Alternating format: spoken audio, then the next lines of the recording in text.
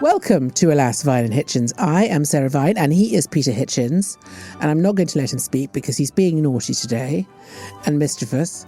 And I'm standing in the corner. And he's standing in the corner with a custard cream. And today we're going to talk about the First World War. But we are also going to do something else, which is we're going to have a slightly longer version of our letters section because you have all sent in some very excellent questions. And so we will be discussing your topics. Join us after the break.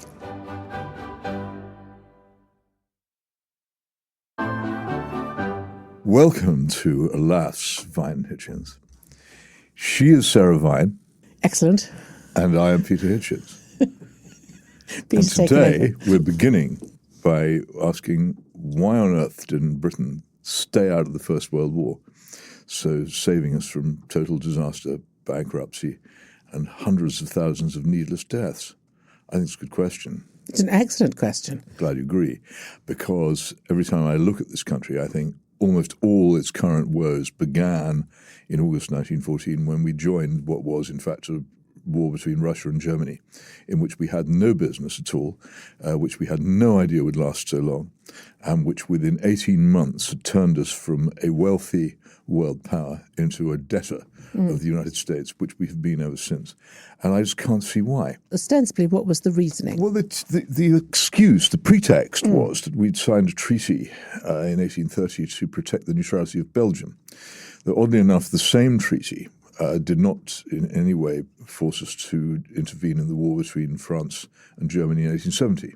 In fact, elaborate means were used by Gladstone to stay out of that war, which we didn't really have any business in. So that means that somebody wanted us to join the war. I'd say it was a pretext. Yes, there was a sort of war lobby, Winston Churchill being one of the prominent members of it, and also a man called Henry Wilson, who had wanted us very much to take part in this war with France. I've never actually really been able to work out why, except that some people like wars and thought it would be a good idea. The most intelligent member of the cabinet at the time, a man called John Morley, was so against it that he resigned, as did another member of the cabinet, John Burns. The three others sort of resigned and then withdrew their resignations when they realized they weren't going to win the battle. But a lot of people could see at the time that it was a stupid thing to do. Was there some kind of sort of groundswell of desire to join this war? Was there a sort of feeling that was something that people wanted to do? As far as I can discover, not to begin with, no. There was certainly was a lot of enthusiasm for it in Paris and Berlin. Everybody running into the streets and shouting. But in Britain, there were quite a lot of people who objected. And we just suddenly swept into it on the basis of coming, as we're always told in every war we get into in this country, we're told that we're doing it for the higher good rather than for any kind of actual national purpose. And the higher good was to save plucky little Belgium. No one even mentioned, they dared not mention, that we were going in on the side of Russia, which was at the time a particularly hideous despotism, which a lot of people very much disliked. In fact, when he made his speech to the House of Commons urging war on the evening of August 4th, 1914, the Foreign Secretary, Edward Grey, did not once mention that we were going to become Russia's ally. It was a subject he didn't raise. So it was just a unilateral decision by, what, about 10 people? There were a number of people who'd been working on it. In fact, it was extraordinary how many people, particularly in the military, had been working on a plan. There was a very well-developed plan to send British troops to France, which was implemented very quickly and very efficiently, which had been made over some years without anybody ever telling. For what purpose? Well, because they thought we should be in this alliance with France. But the thing was, they never told the cabinet, which was unaware of these plans, or Parliament. It was not discussed. It was a sort of almost a coup d'etat. They said, we're having this war and we're going to have it. In fact, although the troops went very quickly to France and fought on several occasions very bravely, though under extremely incompetent command of Sir John French, they didn't make much difference to the outcome. And probably actually none at all in reality. We had a very, very small army which simply wasn't able to stand in the face of the enormous German army or make much difference to the size of the French. The fascinating thing about this, I grew up in Portsmouth, and if you live in Portsmouth, you cannot be unaware of the fact that the whole city is ringed with enormous Victorian fortifications, both on the hills above and actually built on specially constructed islands in the seas around. Immensely expensive, a sort of nuclear program of its age. These forts were built in the 1850s because we were afraid the French were going to invade Britain. The French were our enemies at that time. And yet, 50 years later, suddenly it was the other way around. And I've never fully understood that either. Brussels seems to be the problem here, doesn't it? Universally. Well, the interesting thing is we went to war for Belgian neutrality. Yet after the First World War, Belgium ceased to be neutral. It was then briefly neutral in 1936 with disastrous effect. And now, of course, it's the seat of NATO, to which it belongs. So the thing we went to war for ceased to exist anyway. So what was all that about? But why were the French having a war with Germany? Why were the French having a war with Germany? Well, they were very bruised by having been beaten by the Germans in 1870 in the war we stayed out of. When the Germans came, they actually occupied Paris, and they stole Alsace and Lorraine from the French. Right. And the French wanted them back. Right. But that wasn't any concern of ours. No, not really. But the French had also built up, they spent an awful lot of money in Russia building up Russian industry and Russian military power as a counterbalance to Germany. And the Germans, afraid of this, wanted to have that war as well and to knock out France quickly and then go and attack Russia, which was their major objective anyway. Again, none of our business. Sounds completely insane, and I can't imagine why anyone sitting in London, in Whitehall, would think, "Oh, let's get involved in that." This always beats me too. There must have been another reason. Nobody had any idea how it would go. Most British people thought that it would be, because we were a naval power and hardly had any army to speak of. They thought it would be a naval war. Right. As far as we But what is the historical consensus on why we entered the war? I don't think there is one. There isn't one. People constantly argue. People also argue about who started it. I'm absolutely. There's a brilliant German historian called Fritz Fischer who infuriated everybody in Germany in, I think, the 1950s by writing a book saying that the Germans started it. He finally dug out papers which had been burnt or concealed, but somehow or other some of them had survived, and which showed it beyond doubt, in my view. And Germans who pretty much accept that the Hitler War was a bad thing still haven't really got around to agreeing that 1914 was a bad thing. So his publishers in Hamburg were firebombed. It was such an unpopular view, but I think he was right. But what were you taught at school? I was taught it was a sort of series of accidents and we sleepwalked. Yes, that's what I was taught as well. I don't believe that anymore. I think that if you read Fritz Fischer, his book in Germany is called pretty much something like Germany's Grab for World Power. It's got a much softer title in English. Once you've read that, you can't believe that anymore. They deliberately got up a quarrel between Austria and Russia in which they could intervene. And then they invaded. I mean, they were completely prepared for war. When they invaded Belgium, then they couldn't get through the frontier forts in the first go. They produced these extraordinary guns. There's a wonderful description of them in Barbara Tuchman's brilliant book, The Guns of August. No one knew they had them. They'd been developing them for about 20 years at Krupp in Essen. Gigantic siege guns of a size and power never seen before. You couldn't fire them if you were standing next to them. The people who fired them had to run cables from them to several yards away, lie down with ear defenders over their heads and press the button, because the blast of them going off was probably enough to kill you. They produced these enormous guns. They hadn't just made them yesterday because war had broken out. They'd been preparing for it. They'd also been sidling up to Belgian diplomats at receptions for years saying, "Look, do you think you could just let us through?" And the Belgians have been saying, No. And so they said, "Okay, right, well, they'll come through anyway." They've been preparing for it. But what business was it of ours? None. I mean, it is we mystifying. didn't care. We'd stayed out.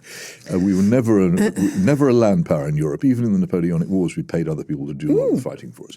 And in 1864, we'd made some very rash promise to Denmark to defend them against Prussia.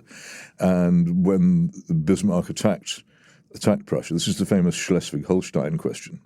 The famous Palmerston, who was in charge at the time, said only 3 people ever understood it. One of them went mad, one of them is dead, and I am the other one, and I have forgotten. But the upshot of it was, whatever an upshot is, that when Bismarck went for the Danes and seized Schleswig, Britain, having promised faithfully to go to the aid of the Danes, said, "No, the weather doesn't look very nice, so we won't bother." And we just stayed out. Well, that's a very good excuse. Stayed out in 1870 when Bismarck brilliantly provoked the French into attacking them. So do you think the thing is, the lesson here is don't mess with Europe? I think I think that's what I'm there's a thinking. very strong argument for staying out of other people's quarrels. And if we had been really worried about Germany becoming a very big power in Europe, then 1870 would have been the moment in which to intervene, and we didn't. That was the point at which the German Empire came into being after the victory over France. Do you think that if it hadn't been 1914, it would have been a few years later anyway? I don't, because although for France this was an existential question. If the Germans beat them again, then they were a minimal subject power. Yeah. But for us, it wasn't. And for Germany, their only interest in France was that France would stab them in the back if they attacked Russia. And what they really wanted to do was to go east. And then all their objectives were eastwards. They were heading for the Middle East, the Berlin to Baghdad railway. They wanted to expand into the Balkans and the Caucasus and the Baltic area. And when they won in the East, which they did in 1917, in the Brest-Litovsk Treaty, all the things they did were very clearly directed towards creating a new Eastern German Empire, which again Hitler was quite interested in 1941. And also, wouldn't our natural allies have been the Germans and not the French anyway? If we needed allies, what we were was a global naval power. Right. And a global financial power. And we were so actually rich. useless in terms of the German ambitions. Well, if you've got the Channel. Yeah. The English Channel is worth about 100 divisions of infantry and cavalry and a great deal of artillery. It's very hard for an armed force across the English Channel. Yeah. And we could operate pretty much independently of the continent. Everyone goes on about what about if the Germans had controlled Belgium? Well, hang on a minute. The French controlled France just across the channel. Exactly. And we managed to cope with that. Yeah. If somebody wants to invade us, they face a very big danger of ending up floating face down in the sea. The only thing that French ever managed to get off us was Calais, wasn't it? Well, they did do that, yes. But let's not go into the whole French issue now. But my point really is not so much about the detailed folly of entering it, but what we would still have been if we'd stayed out. At the end of the war, our empire would have been untouched. Would we not? So let's, as they say, as the young people say, let's game it. So if we had not intervened in the First World War, where would Germany have ended up? And how would that have affected the Second World War? And wouldn't we have ended up going in anyway if Germany had become too big for its boots? The fascinating thing is if you look at what actually happened in the first months of the First World War, the French stopped the Germans. The Germans... when we turned up, we think of the Germans as invincible and militarily superb, and the French as slightly hysterical. In fact, the French fought very badly, not without courage, but with total incompetence the first few weeks. And once they got themselves together, they stopped the Germans on the Marne, and that was the end of the German offensive. They had made their armies too weak in that part of the war. And although, as I say, the British Army fought very bravely at Mons and various other places, it didn't alter the balance or much reduce the speed of the German advance. It probably didn't make any difference.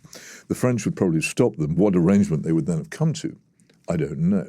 And what the Russians would have done, I don't know. The Russians weren't that keen to get involved. In fact, in 1915, we had to promise them Constantinople to stay in the war. A fact a lot of people don't know.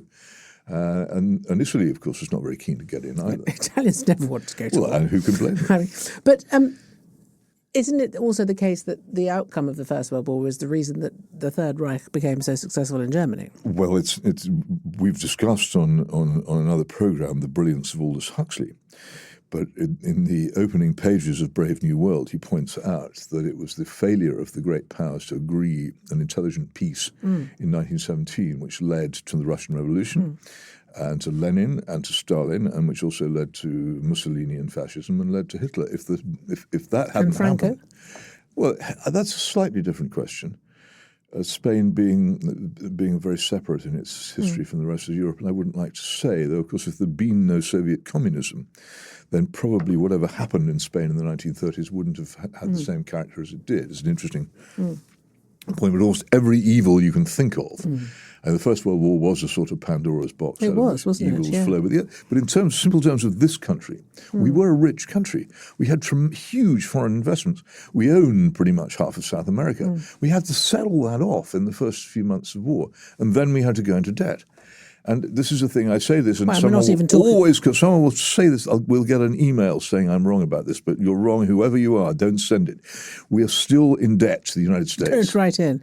But We're also still in debt. We still have not paid off our First World War debts to the United States. We defaulted on them in 1934, and we haven't paid a penny since. It's true. And of course, also the other thing that we must mention is the enormous debt, of human life. Well, I'm afraid that is, of course, the worst of all. And you examine the Great War memorials, either in the big cities of the north or in the colleges of Oxford and Cambridge, what you see is the best people in the country volunteered to go off and die, and in many cases went off without leaving children behind them. The damage to this country is actual social structure from that, as well as the grief and loss to all the families involved, which lasted for decades. I mean, there was. What are the statistics on that? I don't know. I think it was once calculated that if all the dead of the First World War were resurrected and marched through London, it would take about 2 days to pass through. Yeah.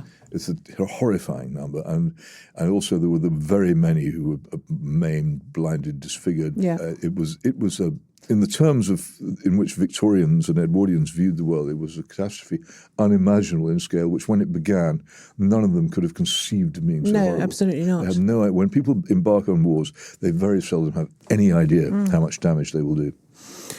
Yes, and of course then that next generation was caught up in the Second World War. Which was actually part two of the first. It was really part two, wasn't it? Yeah. If you think about it. We had to have the Second World War because there's no way of avoiding it. I've been into this a lot. Well, if we had avoided the First World War, we might not have needed to have. If we hadn't had the First World War, we wouldn't have had to have the Second. There would have been no Hitler. No, there would have been no Hitler, because the entire reason he was able to grab hold was because, Germany was so crushed. And, no Hitler, no Stalin. No. So why have it? If we were able to run the 20th century again, it would be one of the things we would definitely so not you would. do. So if you could go back in time and change one thing, what would it be? Well, that would be it. It would be at that cabinet meeting. Yes. I think it was August the 23rd of 1914. Right. John Burns would have won the argument, and Asquith would have said, "You're right, Right. Lord President. We're not having this war. We're staying out." Yes. I always think it's fascinating when you can narrow it down to sort of literally a 5-minute conversation. Well, isn't it extraordinary? It often is, though, isn't it? You know in life how but many... isn't that amazing when you think about it? The whole... In our lives, we can all remember moments. Yes. Perhaps a couple of minutes. Yes, absolutely. In my life, loads. Things took place. Also just where everything is just turned on its head completely. Yep. Butterfly wing. Anyway, so shall we move on to some of our questions? Indeed. Because they are quite extensive. So this is from Steve Giddens, and he writes, "I recently found this podcast and have been binge listening to the last few dozen episodes.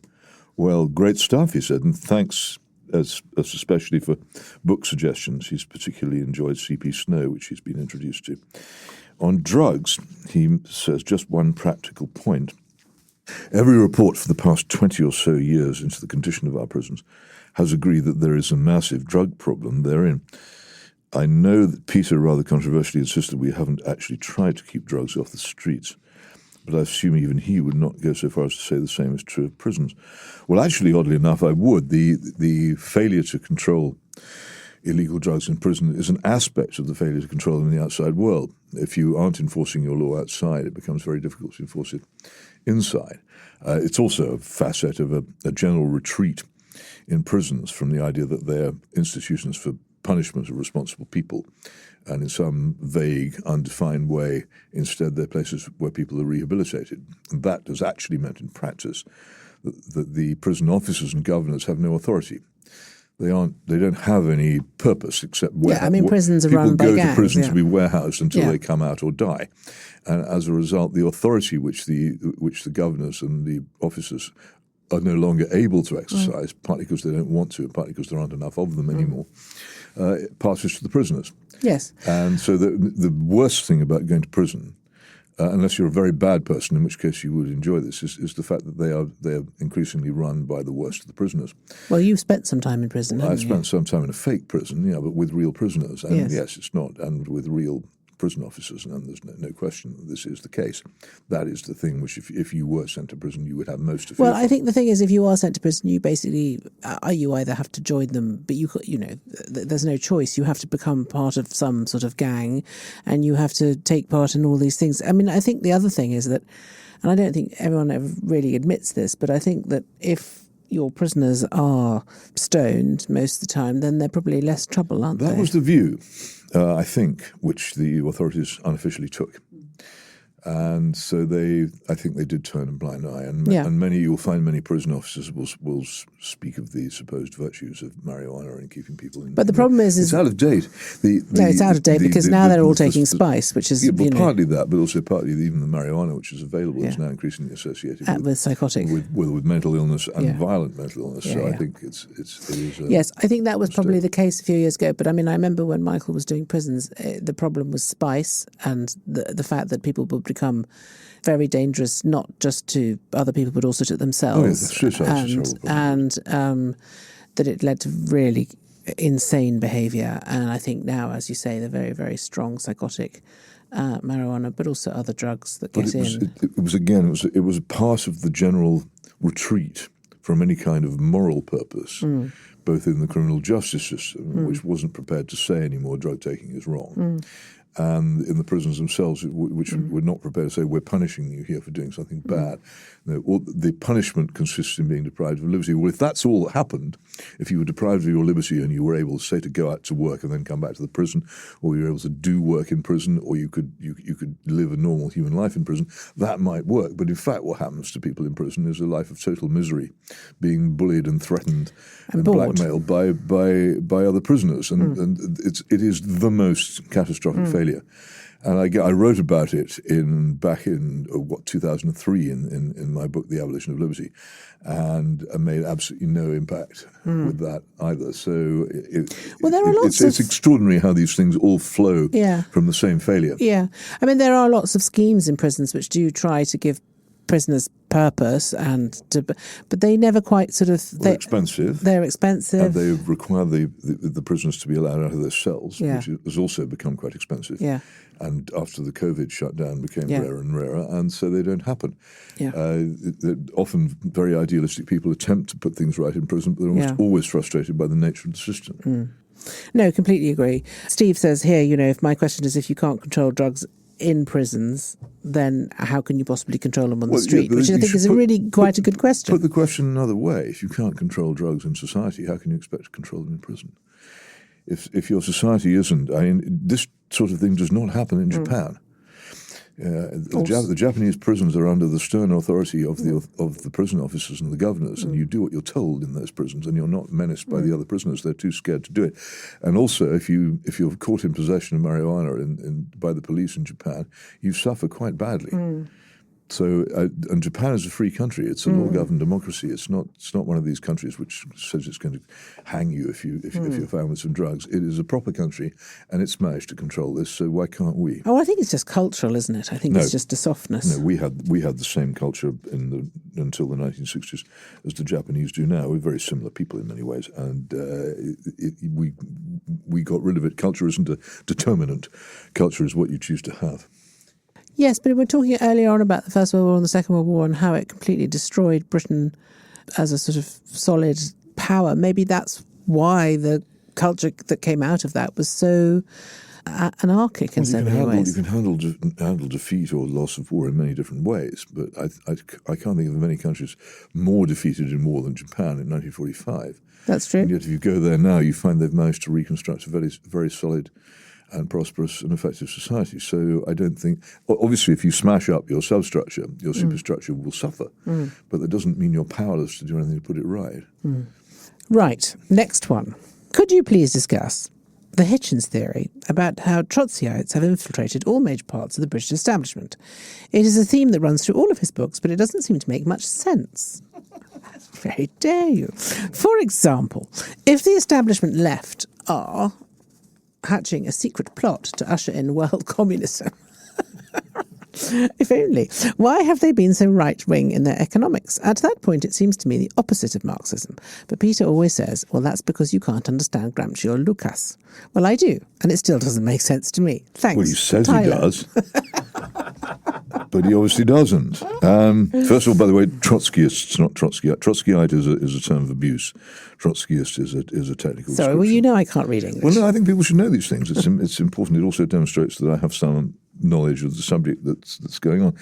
Actually, to say Trotskyist is to narrow it down. An awful lot of the people who have infiltrated, as he puts it, the British establishment, and he uses language deliberately of this kind to mock what I'm saying.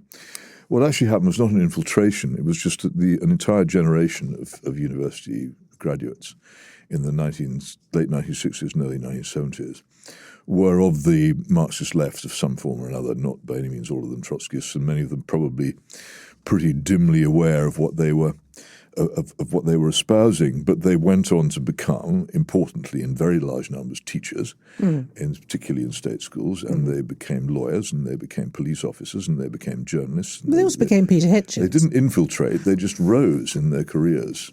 Yes. In these trades and professions, and they came to predominate.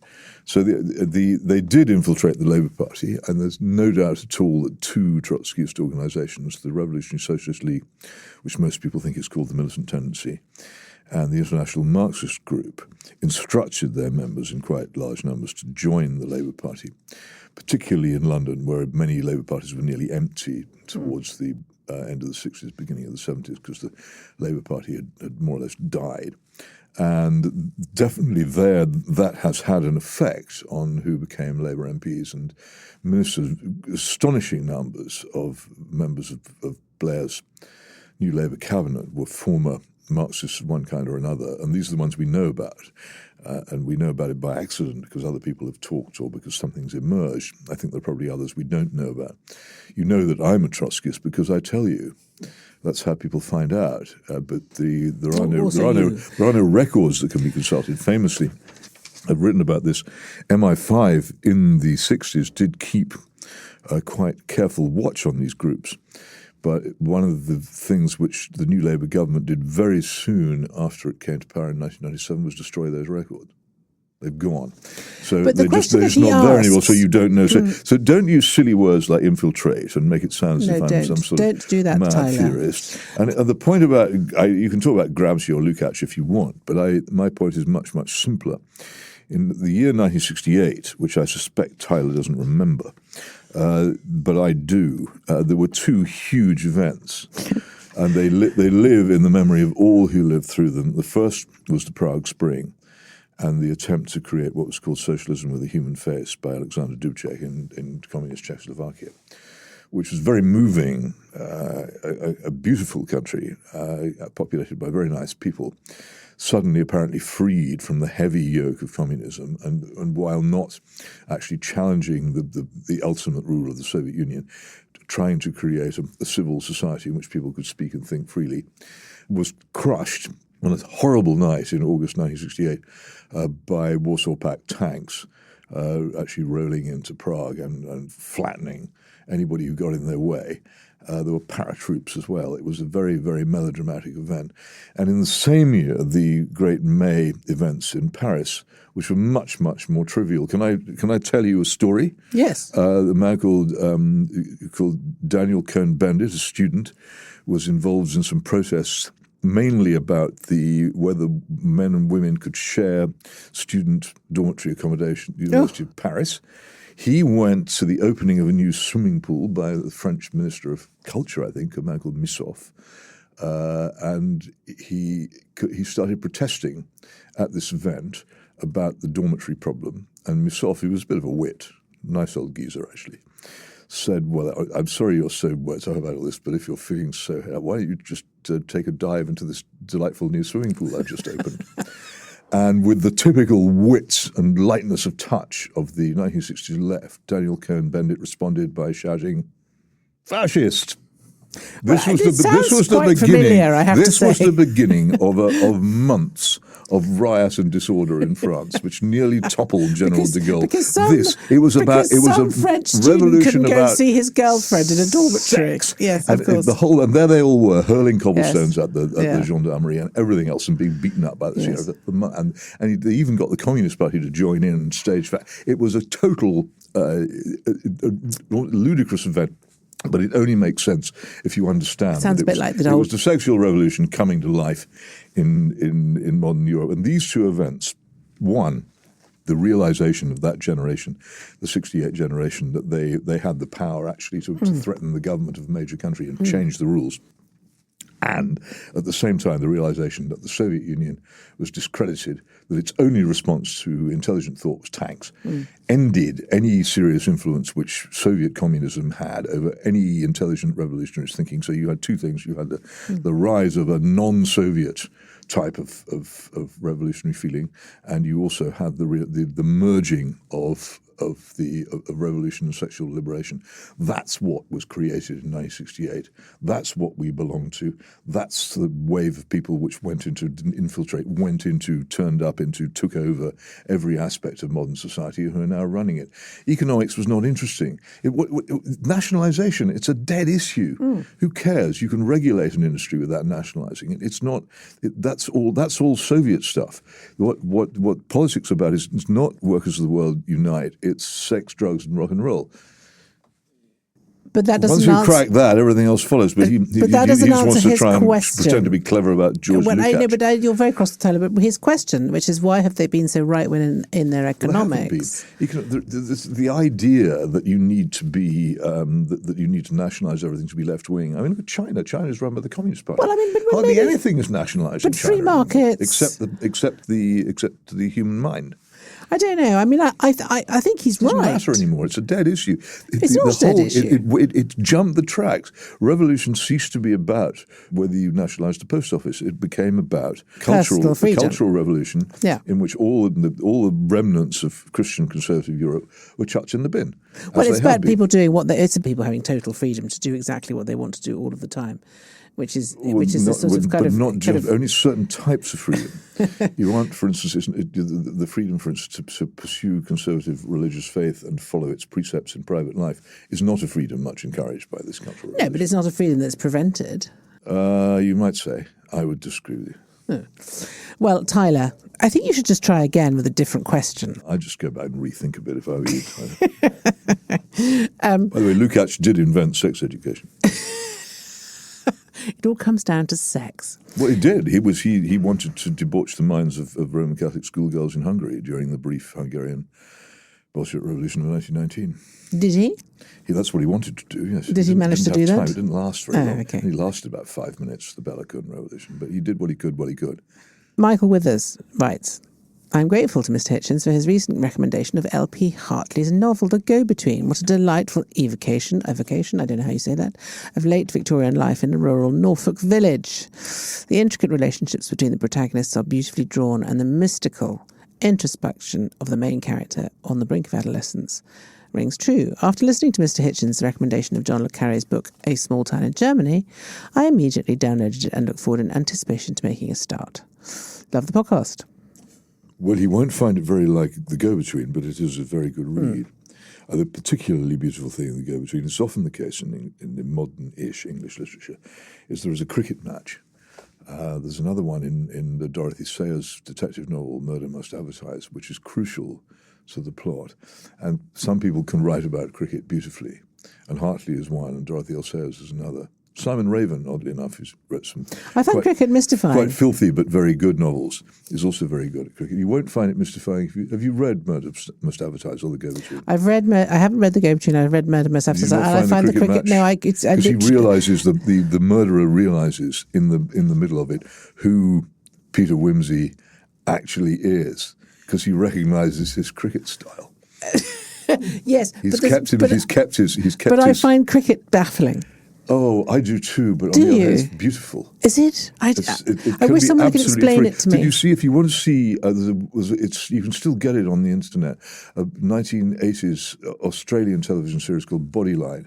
You know about Bodyline? No. Well, the English team went out. They were very much afraid of Don Bradman, who was probably the greatest cricketer ever to live, that the Australians had. And they decided to put him off his stroke by setting on him a brilliant Nottinghamshire minor bowler called Harold Larwood, who bowled at people rather than everything else. And it was very, very violent and bitter, and it nearly caused a rift between Australia and Britain.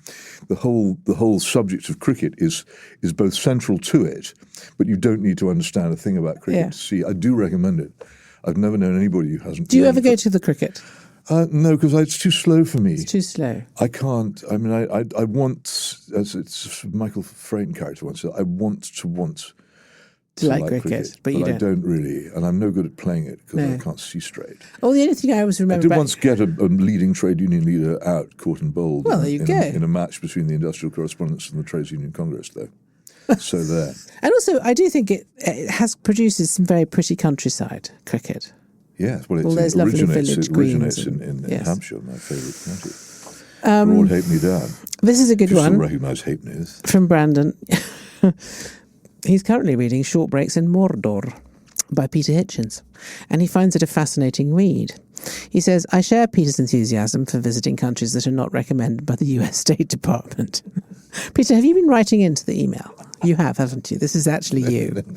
In fact, in both 2015 and 2017, I travelled to Syria to cover the war for a small independent media outlet, and I will never forget those experiences or what I saw there. I am curious, has Peter ever travelled to Syria?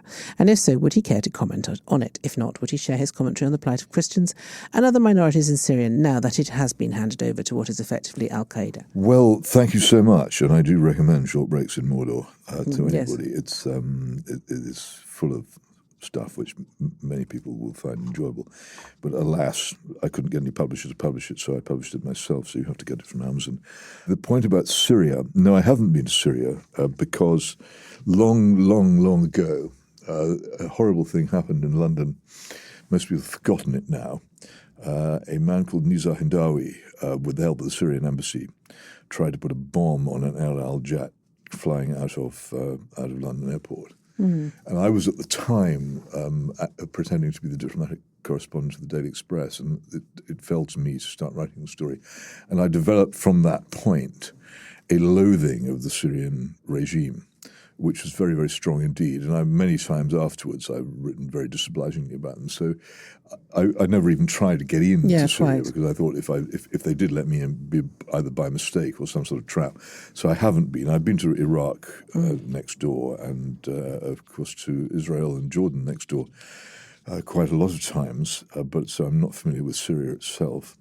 I agree with him that and in fact I wrote a lot about the attempts to work up an Iraq-style attack on Syria, involving claims that the Syrian regime had been using chemical weapons, which I thought were dubious and something in the way of the WMD claims made about Iraq. So I'm very interested in that. The difficulty was that the Assad regime was itself indefensible, and they were most appalling. Because I don't know why you would have to cook up those claims to justify. Because if you want to start wars these days, there are some very few things which allow you legally to do so, and the use of weapons of mass destruction would be one of them, and that's why. What happened to me was that I got contacted by inspectors for the monetary organisation which actually inspects chemical weapons sites or alleged chemical weapons sites, and they said to me that their work had been altered, censored, and misused to make it look as if things had happened which hadn't, which I still find profoundly shocking. But these were real, serious, non-political scientists who came to me and told me this. So my involvement in Syria is quite strong. I thought that, and still think that the Assad regime, horrible as it was, held in balance a very, very divided country and prevented sectarian butchery of the kind which has now erupted. And I think that this was evident to any person of intelligence before we overthrew the Syrian. Well, I mean, this is the Gaddafi regime, and argument, isn't it? It's very similar in the level of stupidity. It's not well, over I yet. mean, the Gaddafi argument is the same, the least bad option in a bad bunch of options. And I certainly think in terms of what's happened, since Assad has gone, it's got much worse, particularly for women. Well, and for Christians. Christians, are also, the Christians in Iraq were terribly, terribly damaged by the Anglo-American illegal invasion of Iraq, and many of them just left.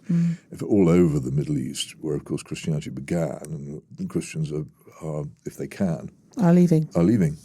They go to Australia and they go to South America. They're leaving, and it's partly. Largely a consequence of Western intervention. And why don't we have a refugee fast track for them It's to an this interesting country? question. Well, I suppose that would be discriminatory, wouldn't it? I don't know. I'm not sure a lot of them particularly want to come here. Right. They see, because large communities have been established. I think there's very large numbers of Lebanese, I think now, from more than one tradition in Australia. And once these are established, people want to go and join them there, and they grow there. It's never really grown up here. No. So, but I don't know. But you can imagine the fuss if anybody tried to set up an actual, specifically Christian refugee. Well, we are theoretically a Christian country. I think there would be opposition to it. I'm sure there would be a lot, but that's not a reason not to do it. No, but on the other hand, life is not as nice as it sometimes ought to be. Well, this is Alas Fine and Hitchens asking all the big questions, and we're going to take a little break now. But after, we will have more poetry. Peter's alternative career as a thriller writer, some film recommendations, and does counselling work. Join us after the break. Welcome back. This is from Luke, the agrarian communist, he says. Dear Alas podcast, Peter, I am a big fan of yours and will soon be studying a level 3 in counselling. My goal as of right now is to become a professional counsellor, eventually in the US of A. I may not be able to escape the UK, as you have advised we young people should do, for 5 to 6 years, still due to the far cheaper education in Britain. You said of Freud's idea that adult behaviour can largely be explained or excused by childhood experiences, that such an idea is rubbish. What is your honest opinion of counselling and or therapy, CBD, PD or Carl Rogers? I would be curious to know because you are a deep thinker and I would genuinely reconsider my career plans. Gosh, if you thought it were all a load of bilge and could give your ever well-reasoned points to support this. You hold this young man's future in your balance, Peter, so consider carefully. Well, obviously I can't. I mean, I don't know anything about counselling or therapy, never having undergone either. Well, I have. Because I come from the pre-therapy generation and regard such things with profound suspicion. I'm not sure what it is that I said about Freud that he's quoting from. I mean, I think I have said that I think in general among those who know about these things that most of Freud's ideas are now largely dismissed. As far as I'd go, I don't know enough about it to say as definitively as that. I'd say I come from a generation of people who wouldn't have dreamt of being counselled or therapized, and who find the idea slightly repellent. But I do understand that other people now take a different view. What do you find growth repellent industry, about it? I should have thought. What do you find repellent about it? I'm very much of the get on with it. Okay, so things have been tough. Get up, brush yourself down, get on with it. Yes, but that doesn't mean you can't talk about it. That's essentially what me. therapy is. I grew up among people who wouldn't have dreamt of talking about themselves in that way. I mean, I've had to overcome huge inhibitions. In what I do, I have to blow my own trumpet. If I don't blow my own trumpet, nobody else will do it for me. No. But all my childhood and adolescence was spent in the belief that this is a completely wrong thing to do. You tend to think more about facts and things rather than feelings, don't you? Yes. Reason to me is the But doesn't it interest you? Doesn't it interest you the motives? Because I always think the reason why people do things don't tend to be facts and figures, numbers. They tend to be feelings. They tend to be emotions. They tend to be much harder to sort of get a handle on. And that's why I think that analysis and therapy is useful, because if you're trying to understand why people do the things they do and why they act in the way they act, you have to understand the origins of their behavioural patterns. And I think that's why it is quite a useful thing to do. Well, I think people have to be taught what is right and what is wrong from an early age. And but that's very empirical. They also have to be taught what the determinable nature of the universe is around them and how they can affect it by their actions. And beyond that, I leave them to themselves. But if you say Peter Hitchens had a motorcycle accident when he was a young man and therefore he doesn't like motor cars or motorised transport, is that not something that has affected your behaviour? That is an emotional, that is a trauma. Having a motorcycle accident is naturally a physical trauma, but it's also a mental trauma.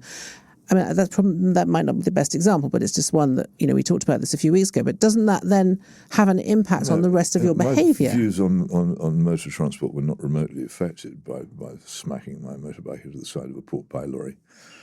I'm neither against motorbikes nor pork pie lorries. Has it not left you with a pork pie phobia? The effect that it had was when I was living a life of considerable stupidity and selfishness, and it was like a corrective blow. Okay, so that would say it's a corrective blow. I knew. But you've just proven my point. I knew what I was doing was wrong.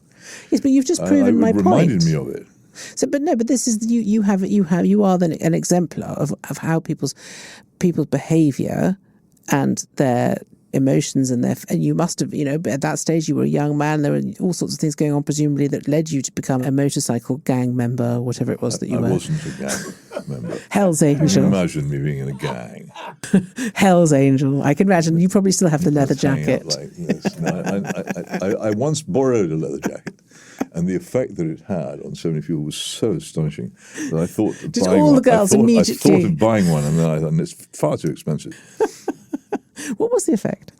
Dramatic. It changed the way people behaved. How? If you looked as I did at the time. Right. And there is quite a famous picture of me around about that time. Yes, there is. If you're looking rather moody, like sort of, a sort of a kind of Hitchens version of what's he called? Bob Dylan. Bob Dylan. That's yes. The one. Was that what you were aiming for? If I had a leather jacket as well as that, yes. I think. I don't want to go into in detail what. Would the ladies have been very persistent? It's not. People do wear leather jackets for a reason. Yes, I know, but I discovered when I borrowed one what it was. And you didn't like it? No, I liked it, but I couldn't afford one of my own. I mean, all of this is therapy. Yes, it is. Not therapy at all. Yes, it is. If I were a trained psychiatrist, which I'm obviously not. I'm just old enough to talk about these things now. 20 years ago, I wouldn't have admitted to any of this. Well, Luke, I think you should go ahead. It sounds like you're going to I think you should go ahead as well. Do your counselling. And then I think you should come on the show, and I think you should counsel Peter Hitchens. If he will know, as you will too, that you can't counsel people who don't wish to be counselled. If you're clever enough, you can. No.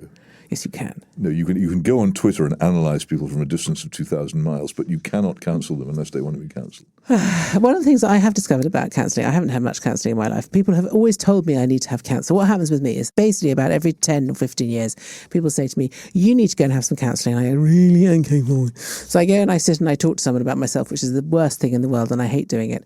But what I have discovered over the years is that there are different types of counsellors, and it's quite easy, if you want to run rings around them. And then occasionally you get one who's really clever and much cleverer than you, and then they really are very good. That would be fun, but I take a damn nerve to suggest to somebody they need counselling. It seems to me a fantastically rude thing. Fantastically rude. I will say one thing, though, before we move on. Yes. Counselling is so much better than the taking of antidepressant drugs. Self-medication. Which self-medication or indeed prescribed medication. I am so against SSRI antidepressants and the use of them. I can't begin to tell you. Well, a lot of people get counselling. If counselling prevents anybody from getting involved with that stuff, it has to be a noble activity.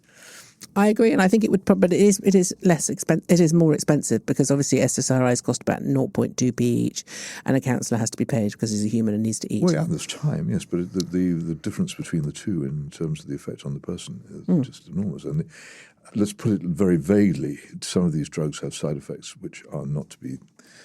If people knew what they were, they wouldn't ever consider taking them.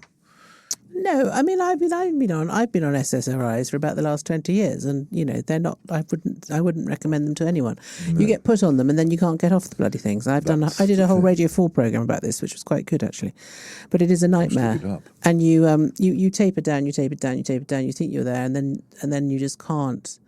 and there's no assistance.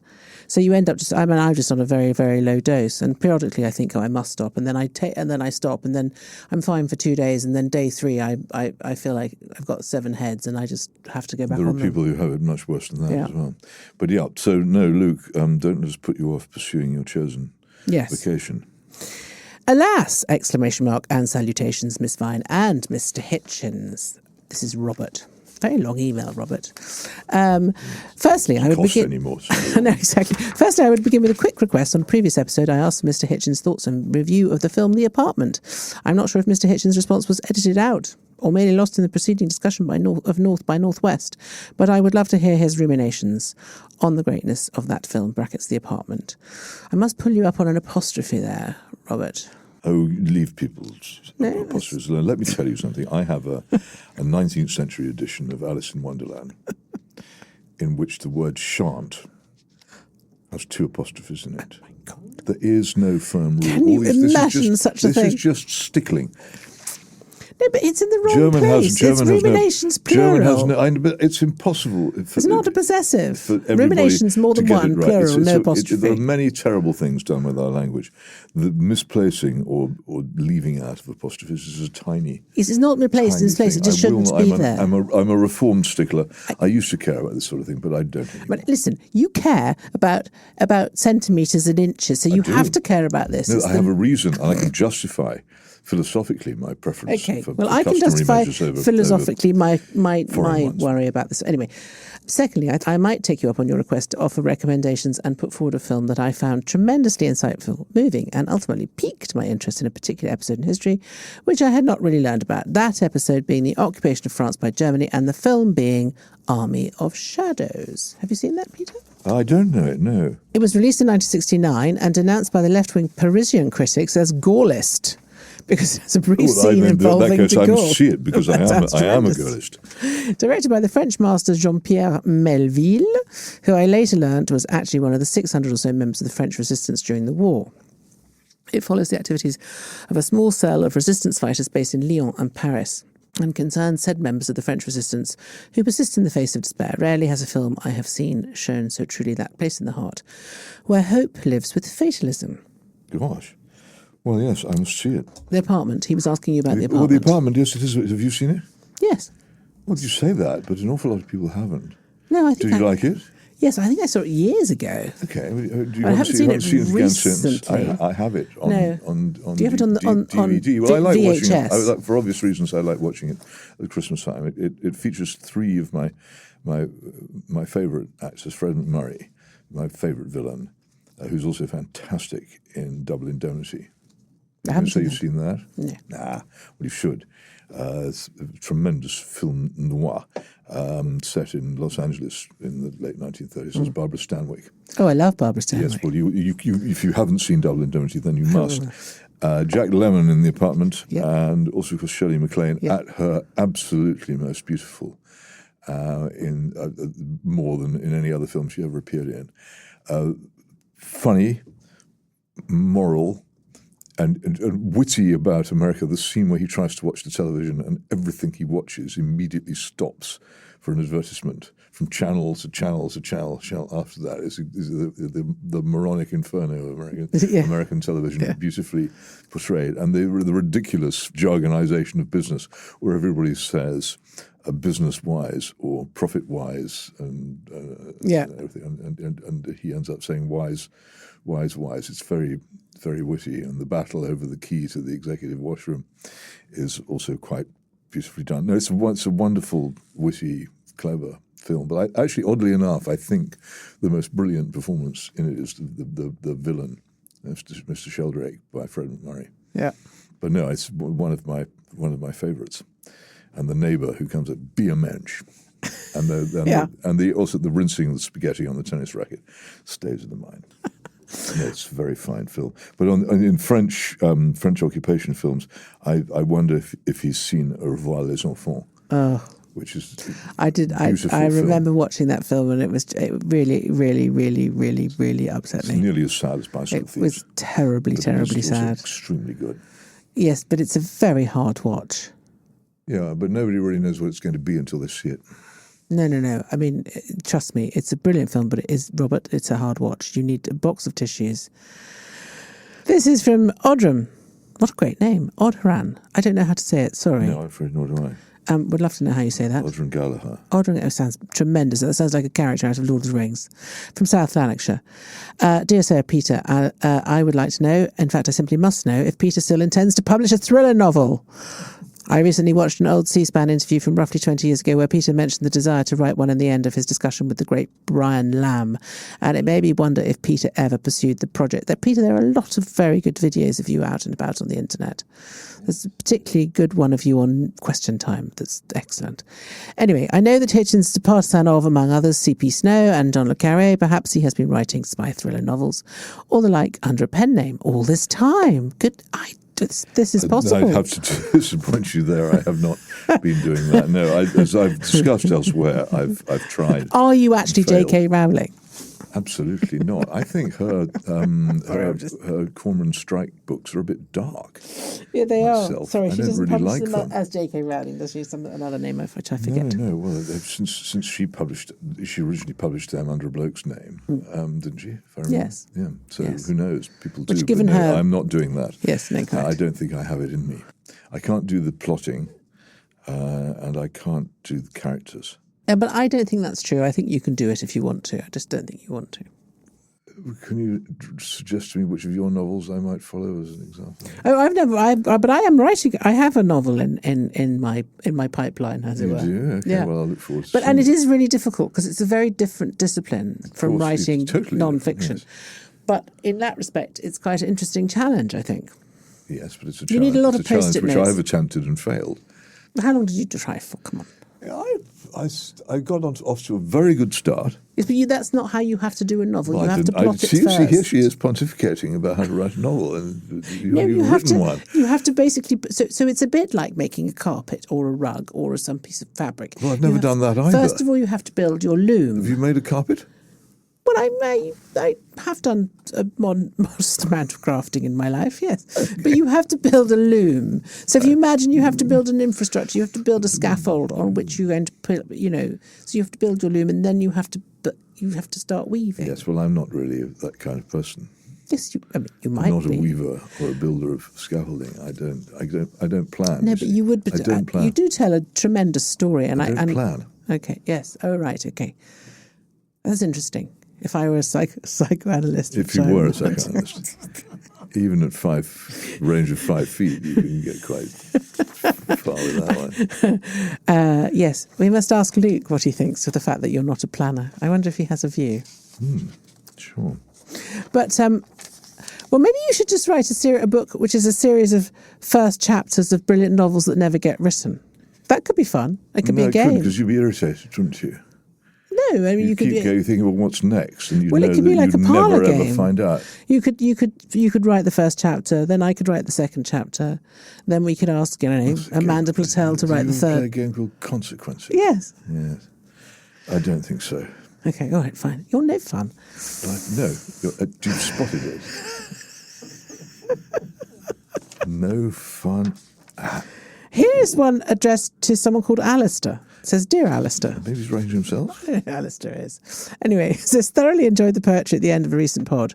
Mr. Hitchens' voice cracking as he struggled to recall the verse. Could you do this at the end or start of each pod? I'm a 90s comp kid and poetry is somewhat alien to me, but Peter can bring it alive like few can. And that's from Matt Galvin, and he's right. Would you like to recite some poetry? I'll try to recite. I don't know that many poems in full. I know snatches of a lot of them. That's one fine. I can do this one, I think. I will arise and go now and go to Innisfree, and a small cabin build there of clay and wattles made. 9 bean rows will I have there, and a hive for the honey bee, and live alone in the bee-loud glade. And I shall have some peace there, for peace comes dropping slow, dropping with the veils of the morning where the cricket sings, where sunsets all a glimmer and noon a purple glow, and evening full of the linnet's wings. I will arise and go now, for always night and day I hear lake water lapping and low sounds by the shore. I hear it in the roadway and on the pavements grey. I hear it in the deep heart's core. And the roadway and the pavements grey being referred to there by William Butler Yeats are the pavements of the roadway of Fleet Street in London, where he was then in exile from Ireland. That's a fantastic Dreaming of the poem, Lake and Isle you of said it Innisfree. so beautifully. But it's a lovely poem. I mean, it's not great. I mean, a lot of Yeats's poems are sort of overpowering, but also very difficult to remember. You see, Peter, you always say to me, and indeed on this podcast you have said to me, that you are not a man of emotion, but that is all about emotion.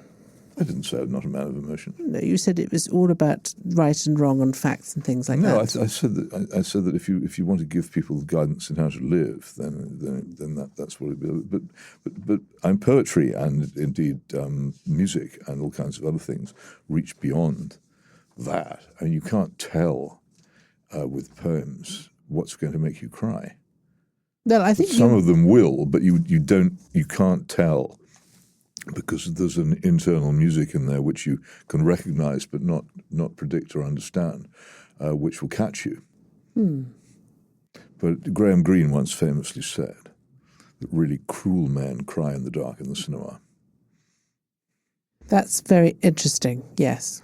And it's true. And it is true. Speaking as a really cruel man. Oh, well, I know one of those too, and I would say that is also true. Yes. Well, I'm not going to try and follow that, so I'm just going to say thank you very much for all your emails. Thank you for listening to Alas, Vine and Hitchens. We will be back next week. Don't forget to check out this week's reading list, watch list, share the books, TV and films you think we might want to read or watch for that or anything else. You can email alas@mailonline.co.uk, leave a comment on Spotify, or send us a voice note on WhatsApp 077 96 657 512, and you can start your message with the word alas.